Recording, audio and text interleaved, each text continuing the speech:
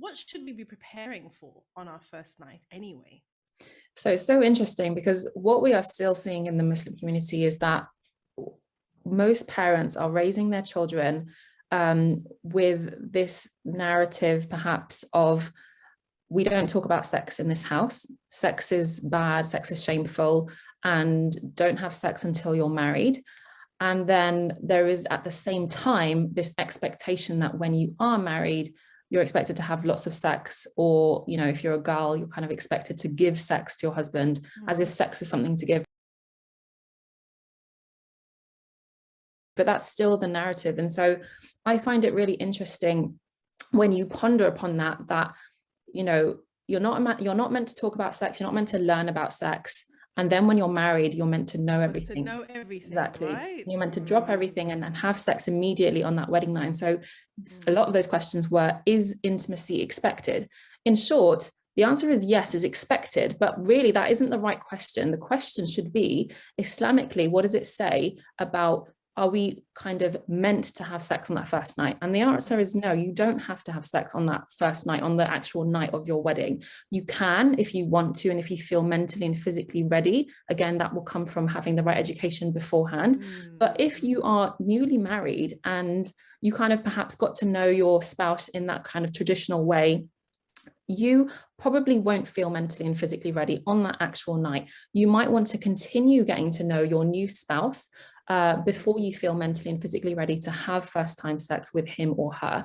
So in terms of sex, it doesn't need to be on the actual wedding night. It can be a few days later, a few weeks later. It could even be a few months later. There is nothing in Islam, there is nothing in, you know, the Quran or the authentic Sunnah or Hadith that stipulates that it must happen by a certain day or a certain time. There is no time limit for consummation of the marriage.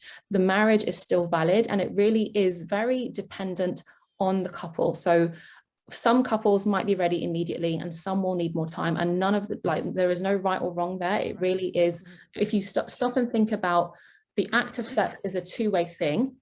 So it doesn't make sense for just one person to be ready, because it's going to involve another person. You're not going to have sex on your own. So it doesn't matter if you're ready on your own. It needs to be that the other person is ready too. And really see sex as kind of like teamwork between you and your spouse. If you're ready, but your spouse isn't. So let's say, for example, the man in this context happens to be ready mentally and physically and really wants to have first time sex with his new wife, but the wife in this context isn't ready. She doesn't feel mentally ready or physically ready. The husband should be thinking, what can I do to bring up my wife to my level? I'm physically ready and mentally ready. How can I help her? What fears does she have? What does she want to talk about to help prepare her? What can I do to really support her and bring her there? Because it is teamwork, like marriage is teamwork. And so this one part of your marriage, sex, is going to need to involve teamwork to help both of you be on the same page, inshallah. Sounds like what you're saying is that this education that we need is not just for girls, this is for guys as well. Absolutely. Absolutely. So if that, I'm thinking the more that a young man understands about what we're talking about, you know, what the role of sex is, you know, what sex means for a woman, you know, woman's pleasure, etc., etc.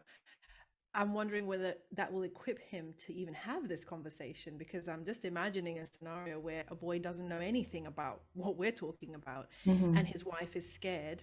He wouldn't even have the vocabulary, you know, he wouldn't even have the ability to have a conversation with her about it. I think he would just probably feel very sort of frustrated and rejected and not understand, well, why doesn't she want me? Do you know what I mean?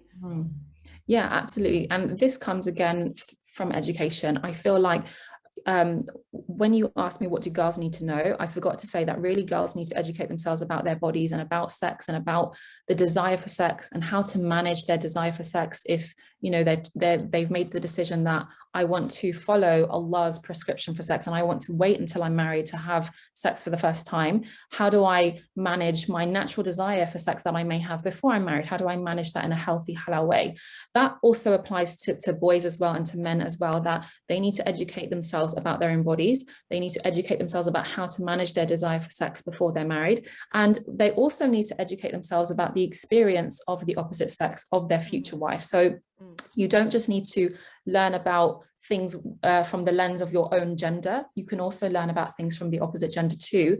And that also applies to girls. Girls can need to understand the male sexual anatomy, the male sexual response or desire for sex, and know that there are different types of desire, and this applies to males and females.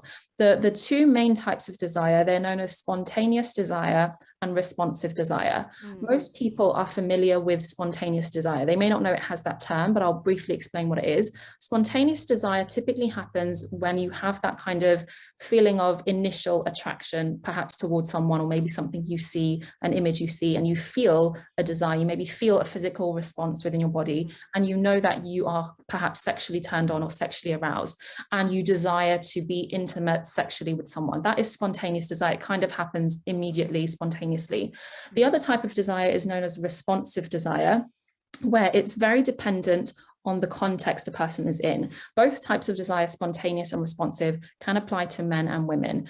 With responsive desire, it's not from an initial spark or initial attraction to someone. It's someone feeling safe, feeling comfortable, feeling relaxed, having the right environment physically around them, but also being in the right mental and emotional environment. When all those things are in place, they then respond positively to those different stimuli, and then they start to feel sexually aroused and desire sex. So both girls and boys need to know that, because typically what we're noticing is that females tend to experience more responsive desire and men tend to experience more spontaneous desire. But it is possible for women to have spontaneous, and it is possible for men to experience responsive. So it is definitely fluid and dynamic. But I feel like if boys especially, and men especially, understand that oh, my future wife may experience more responsive desire. She may not have the same desire where, you know, when I look at my wife, I'm instantly attracted and want to have sex on the spot. She may not feel that way.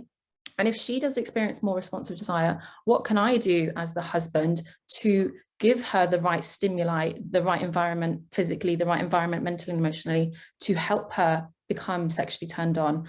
So that is definitely really important. And sex education is gender neutral. We need to be teaching our boys about it, our young men about it, just like we need to be teaching our girls and young women about it. MashaAllah. Amazing. So we've talked about the kind of, you know, maybe jitters, wedding night nerves, you know, just the shyness, those types of things that could potentially lead someone to not feel ready on their first time.